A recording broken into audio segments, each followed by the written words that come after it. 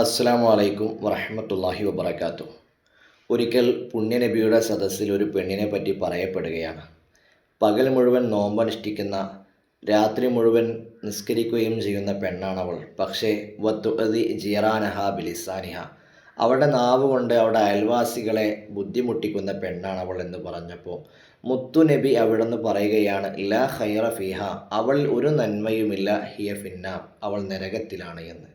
എന്നാൽ മറ്റൊരു പെണ്ണിനെ പറ്റി പറയപ്പെടുകയാണ്, അവൾ ഫറലായ നോമ്പല്ലാതെ സുന്നത്തായ നോമ്പുകൾക്ക് അഭികാമ്യം നൽകാറില്ല. ഫറലായ നിസ്കാരങ്ങളല്ലാതെ രാത്രിയിലുള്ള സുന്നത്തായ നിസ്കാരങ്ങളെ ശ്രദ്ധിക്കാത്തവളാണ്. പക്ഷേ വല തുഅദി അഹദൻ ബിലിസാനിഹ, അവളുടെ നാവ് കൊണ്ട് അവൾ ആരെയും ഉപദ്രവിക്കാറില്ല എന്ന് പറഞ്ഞപ്പോൾ മുത്തുനബി പറഞ്ഞു, ഹിയ ഫിൽ ജന്ന, അവൾ സ്വർഗത്തിലാണ് എന്ന്.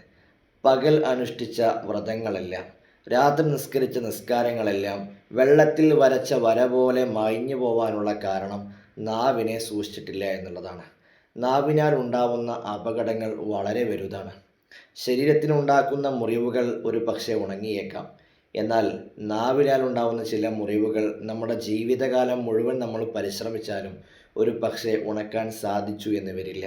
മുത്തുനബി പറയുകയാണ്, മൻ കാന യുഅ്മിനു ബില്ലാഹി വൽ യൗമിൽ ആഖിർ, അള്ളാഹുവിലും അന്ത്യദിനത്തിലും വിശ്വസിക്കുന്ന ആളുകൾ ഫൽയഖുൽ ഖൈറ, അവർ നല്ലത് പറയട്ടെ, ഔൽ യസ്മുത്, അല്ലെങ്കിൽ അവർ മിണ്ടാതിരിക്കട്ടെ. അള്ളാഹു നാവിനെ സൂക്ഷിക്കുന്ന ആളുകളിൽ നമ്മെ ഉൾപ്പെടുത്തട്ടെ. അസ്സലാമു അലൈക്കും വറഹ്മത്തുള്ളാഹി വബറകാതുഹു.